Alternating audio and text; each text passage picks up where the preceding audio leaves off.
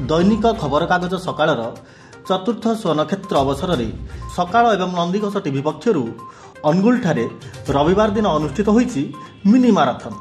अनुगुल एवं ढेंकानाल संस्करणर मुख्य संग्राम रंजन दासଙ୍କ अध्यक्षतार आयोजित ଏହି गणदौड़े शताधिक प्रतियोगी भाग नहीं। कार्यक्रम में मुख्य अतिथि भाव में नगरपाल अक्षय कुमार सामंत, मुख्य वक्ता भाव सरकारी वकिल परमानंद मिश्र, सम्मानित अतिथि भाव लायन्स क्लब अनुगुलर सभापति तैलोक्य देहुरी एवं लायन्स क्लब अनुगुलर रॉयल संपादक बिरजा प्रसन्न पटनायक प्रमुख जोग देइथिले।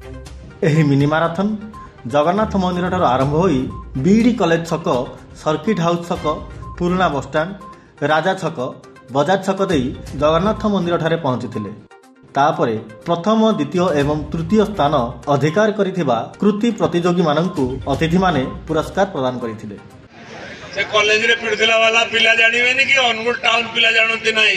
मुन्ना भाई से आपण माने तांको देखुचन सिने नगरपालिका रे बहुते गोटे वरिष्ठ लोक, सीनियर लोक, किंतु से भी आपण मानक भलिया जो मनोवृत्ति रे अछंती खेलुचंती भी आज भी कहले मु 40 टा अंडा खाइ देबी तेणु कहउचंती।